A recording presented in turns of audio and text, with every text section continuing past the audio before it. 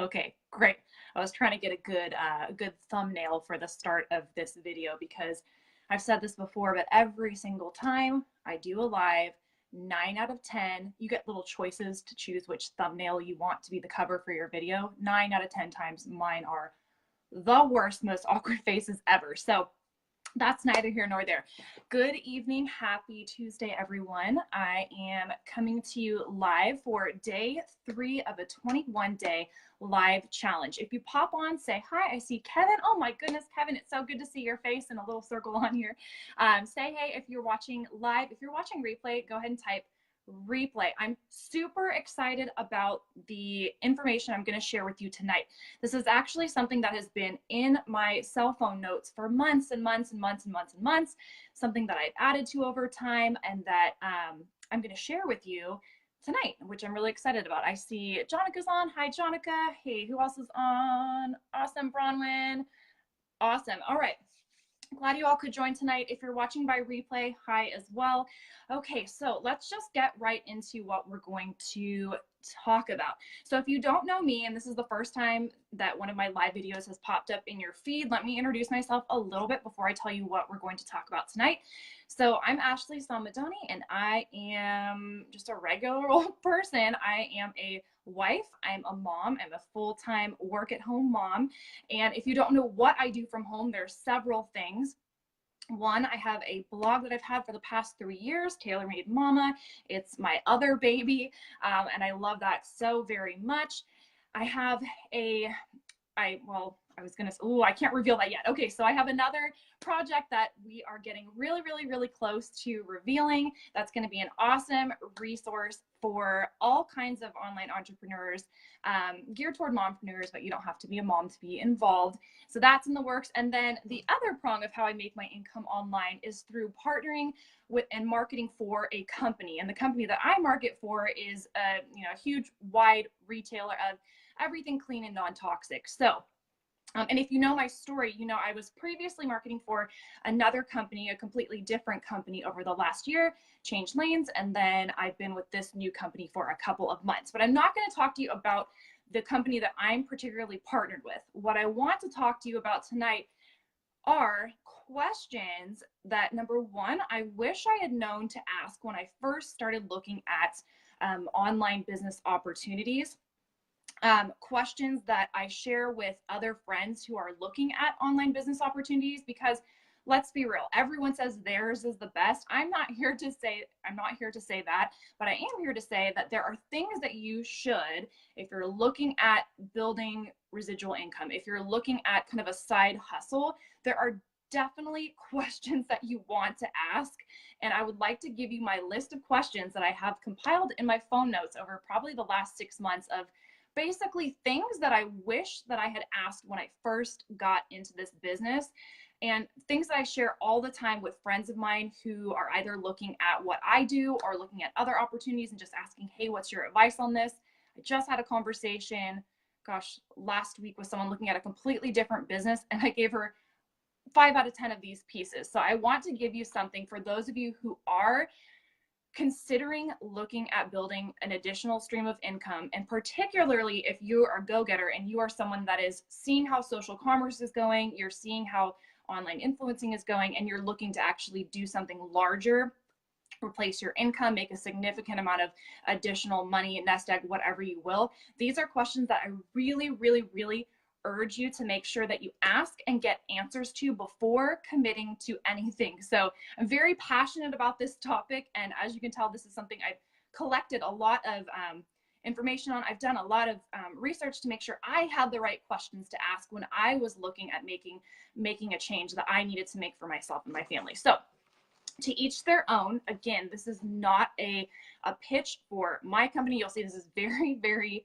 very general information, but it is absolutely things that if you are someone who has been approached about an opportunity, you're seeking one out yourself, make sure you get a pen and paper right now and jot down these 10 questions and get your answers. Okay, do not sign on the dotted line. Do not do anything until you've gotten the answers to these questions. Okay, so all right, so let's start with number one. And now that I'm looking at this, I have it's 10 questions, but there are sort of sub questions within the questions. So forgive me. And I see a few friends hopping on. Awesome. Okay. So number one, the first question that you should absolutely ask, and let me backtrack.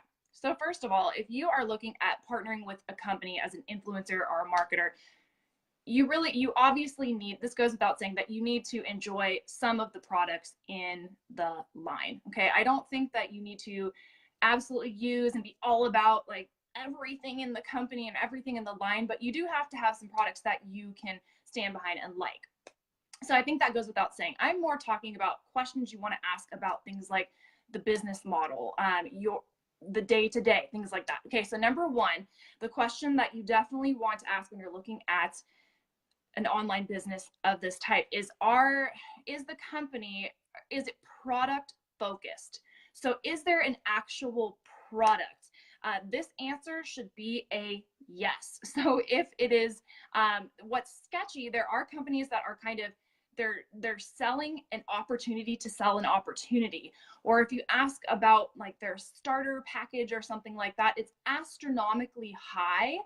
That's a big warning sign. Okay, when you hear people talk about pyramid schemes and everything that is wrong with companies, that's what it is. There are companies that are selling an idea or selling an opportunity to sell an opportunity. That's not legit. So that is a pyramid scheme. So you want to ask if there's an actual product to be sold. And then we'll get into the next part in a different question. So that's number one. Make sure that what you're looking at has an actual product being sold, a retail sellable product. Okay, so that's number one. And that might be pretty obvious to ask, but I really want to make sure that anyone who's following me has the information to make an informed decision.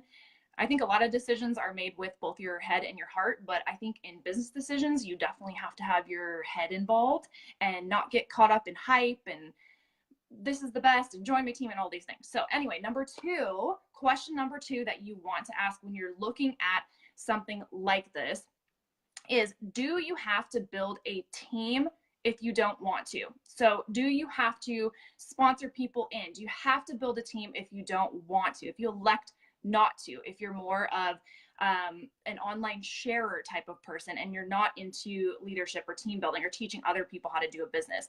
So the answer should be no. So the answer to that question should be no. You should not have to build a team because the company should be product focused. I'm going to get into why that's so important in a later question that you should be asking. So number two, do you have to build a team if you don't want to? Make sure the answer to that question is no before you get into anything. Number three, piggybacking on number two, do you have to build a team to make good money and receive recognition? So do you have to be a recruiter? Do you have to sponsor people in order to make good money and get recognition? You want to ask how people make their money in that company. Is it through, and I'm just going to be real, is the way people make or have been making money in the company through signing people up and those people signing up what they purchase? Is there a pricey starter kit that comes along with signing up that you must buy in order to join? How are people making money? So do you have to build a team and recruit people and all of those things? That's not everyone's jam to make good money. So that's a huge, huge question that I pray if you are someone, and I hope I'm speaking to like one person, that would be good enough for me. I pray that you ask about how people make money in that company. So that's number three. Number four, one thing that you want to ask if you're approached or if you're seeking out an opportunity to add this additional stream of income would be, can you financially or rank wise surpass the person that is your sponsor in the company? And we'll get into the sponsor and why that's important, but can you outrank the person you sign up with? If you are on fire, you're taking off with your business, it's perfect for your audience, perfect for your clientele, you are just on fire. Can you outrank your sponsor? The answer should be yes. Make sure you ask that question, okay? And again, some of these are questions I've had to address myself. Some of them are more just, I wanted a comprehensive list for you guys. Okay, number five, how old is the company? Okay, so how old is the company? So my answer to this, what you should be looking for, or what I feel that you should be looking for, and what I was looking for certainly, you do want to be with a company that is tried and true and has been around for some time. They're established. They've worked out the kinks in their processes, in their business model, in the system. They've worked all of that stuff out, and they're established. Okay, so they have a product that has been in the market for some time, and people are buying it. Okay, so you want to be joining a company that's been around for some time. Okay, at least that was for me, because if I'm making a decision for my family, it better not be a risk. It better be like, bam, sure thing. This is not going anywhere. If I build something, it's not gonna crumble beneath me in 5-10 years. So again, these are things that I wish I had asked when I first kind of was introduced to this arena. So I'm sharing it with you now. Okay, number 6. Okay, 1, 2, 3, 4, 5, 6. If you hear one of these numbers and you're like, oh yeah, that's something that if you're in a company or you're looking and it's something that resonates with you, just drop the number that I'm mentioning. So number 6, let's see. All right, so how saturated is the market? So what you're looking for is a company to partner with that's established, that has a solid product that you believe in, but that the market is not saturated. If everyone if you can scroll through your social media and see this company being marketed for, or you can, in whatever way, or 5 people that market for the same company, that are involved with the same company, that may or may not, but it could be an indication that the market is saturated. You want to look for a company that if you ask in a room, hey, have you heard of X company? If everyone says no, that's a pretty good sign if all of these other things are being checked off. So again, this is one piece of the puzzle that I want you to look into if you're someone who is interested in these types of opportunities, as I was.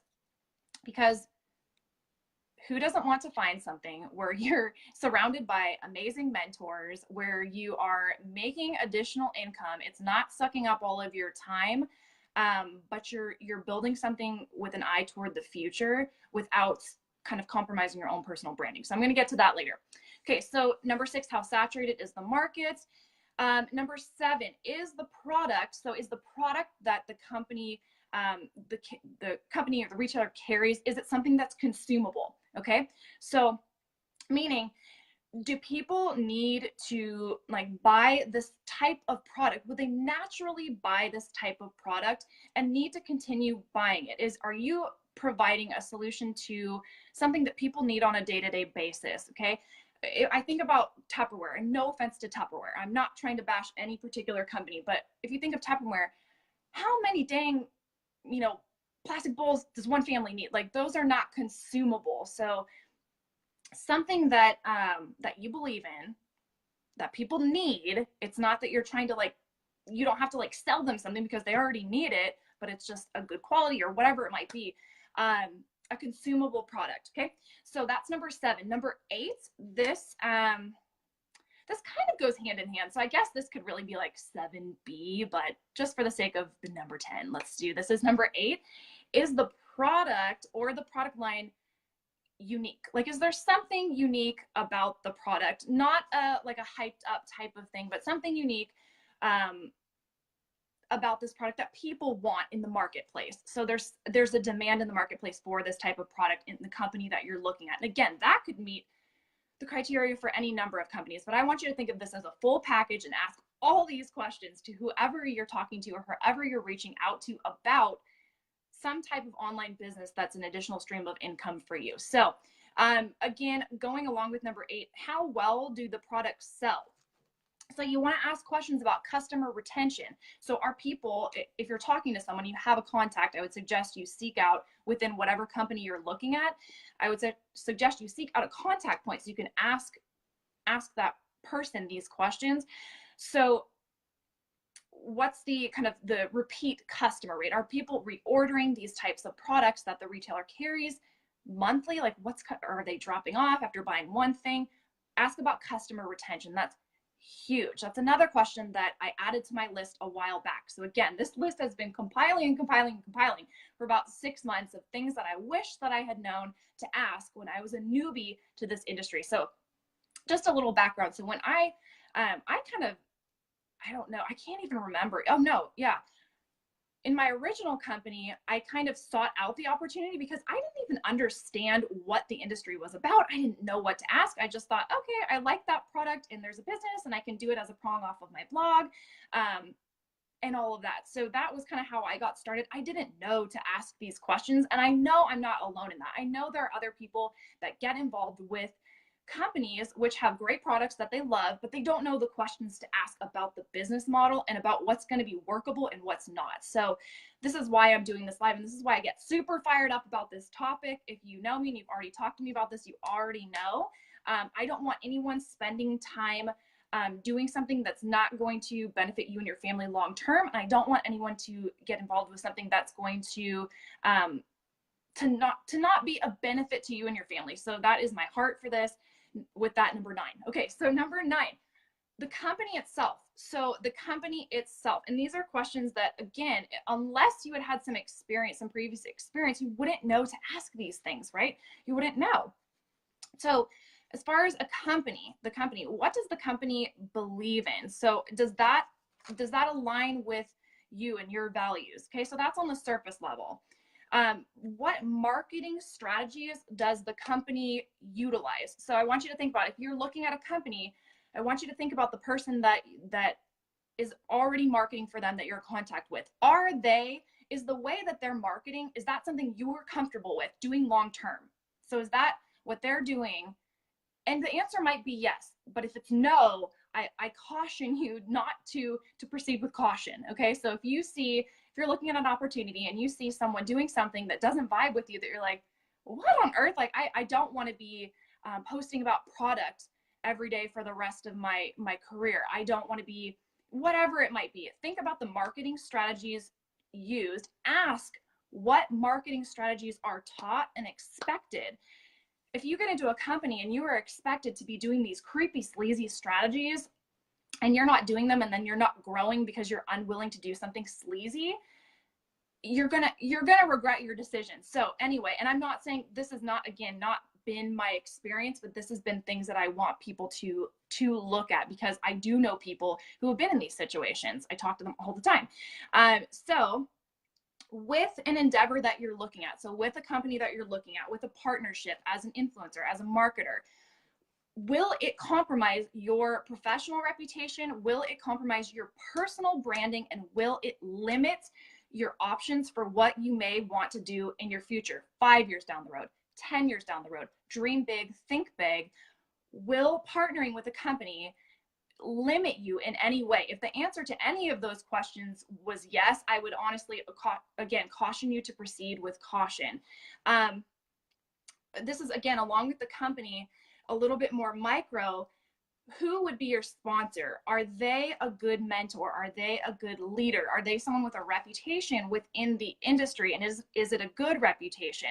Who are there? In your mentor specifically doesn't have to be the top of the top, but somewhere in your lineage of people that you're working with, do you have excellence in your lineage? Do you have the best of the best somewhere in there that are pouring into and going to be training and working with you? So I really do, I would tell you to ask these questions of whoever you're talking to. So what's the training like in the company? All of these things. So ask the questions, really, truly do. And so I talk, as you all probably guess, I talk to people all the time about my particular opportunity, and I am an open book, a totally open book about what is required. What are the expectations of, time versus how much money you would like to make? What does it really look like? Complete open book with that. If someone you're talking to is kind of giving you the runaround, be cautious of that. Okay. So again, which leads me to point number 10, which is all about time and timing. Okay. And there's a couple things I'm going to talk about here that are a little bit maybe taboo, or that are kind of like elephants in the room that aren't spoken about, but I'm just going to go ahead and say them, because this is meant to be a piece of education for people who, like me, didn't know questions to ask, but are interested in building an additional stream of income, not building something that's going to take over your life, but building something legitimate that is going to be an addition to your life, not something that sucks the life out of you. Okay, so number 10, the time required. So I would ask anyone that you are in conversation with, what is the minimum time required generally to meet the financial goals that you have? So say your goal is to make $1,000 a month. You're like, you know, $1,000 a month would be great. Ask the person generally, and everyone can, in any company, they should be able to give you a ballpark generalization. Of course, depending upon all kinds of variables, it could be different. But if you ask and you say, hey, here's my situation. I want to make $1,000 a month. How much time am I going to need to devote to that? And hopefully the person will give you an honest answer. Okay. Do not, if someone tells you, oh, girl, you're going to be making $10,000 in, 2 months, unless, I mean, there are situations where that can happen, but if you're hearing hype like that and it's hyped up, again, proceed with caution. You really want to have someone that's going to talk to you about a realistic time requirement for the amount of money that you're looking to make. If you're looking to replace your income and someone says, oh, you work a full-time job, you've got 4 kids, you'll be able to replace your income in no time, like 5-6 months top. If they say that, there are so many reasons that's terrifying and scary. So don't ask that question, but then really listen to the answer and ask yourself if that's realistic. And then if it is realistic, that brings me to point 10B, which is timing. And this is the one where I feel like I'm like, oh, tread lightly. I don't want to say anything that isn't, I don't know. Okay, no, I'm gonna talk about it. So, and I see Jonica's on. Hey, Jonica, thank you. Lindsay's on. Hey, Lindsay is rocking her 21-day challenge. I'm so impressed. I've learned so much about mom life hacks, all kinds of things. So much fun. Okay, I'm sorry, 10B.1. My notes are so OCD, you guys, but this is how my brain works, and these are the things that I need to process through, and so that's why I'm sharing it with you in case you're also like me. Well, I think that's called a green. Anyone who knows, I know, I see Carrie's on, Heather's on. You guys know those personalities. Is that green where you have to like have everything like all tight and right? Okay, so anyway, timing plays a huge role in how successful most people can and will be in a company in this industry. And that's just, at least from what I have seen and what I have heard and what I have read. And I'm going to post a little bit more on my feelings on that probably on Friday. So stay tuned for that. But timing really does play a huge role in how successful most people can and will be in a company in this industry, typically. So here's why that is. You want to be looking for a company that the timing is right, but the business model is also set up to be sustainable. Okay, and I'm going to try to flesh this out a little bit because this was something I did not understand, and it's number 10, but it's number 1 in my mind that I would like to advise people to take a look at. I did not realize this. This is my number 1 thing I want you to look at if you're someone who is either looking to add a stream of income, or if you're looking at different companies like I was. If you're like, gosh, I love so many things about this industry, but for whatever reason, this other thing isn't working for me and my family.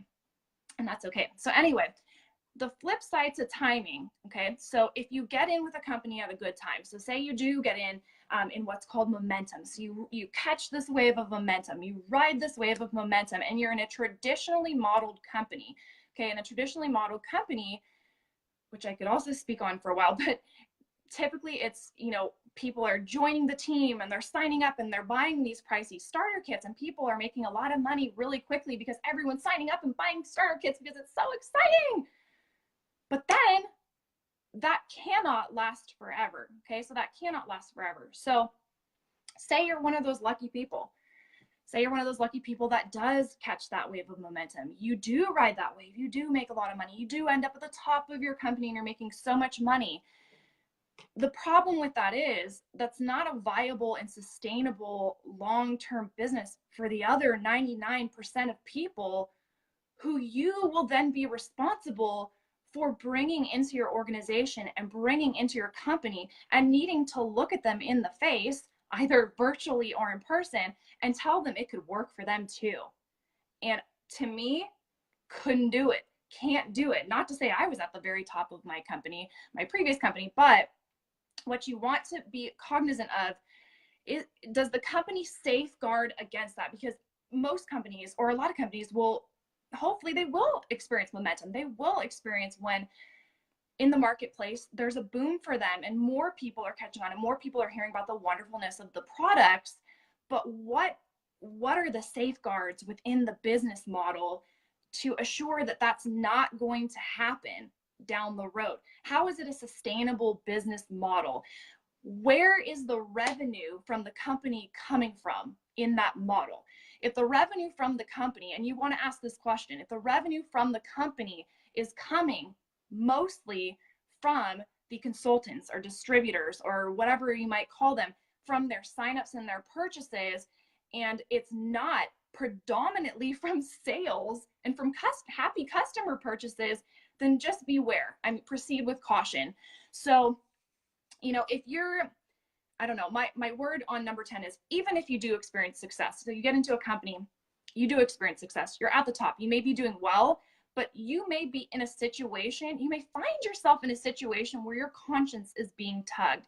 And although I wasn't at the top of my previous company, I was doing fairly well, at least relative to what I thought I would experience within a year, definitely more than I thought I would experience, but my conscience started getting tugged. And I'm going to be real honest, and I wasn't planning to say this, but when you are someone who is all about leadership and inspiring and empowering and giving people an option to add an additional stream of income, but something doesn't sit right with you about it, whether 1, 2, 3, 4, 5, 6, 7, 8, 9, 10, or all of those questions were not the answers that you would have wanted to hear.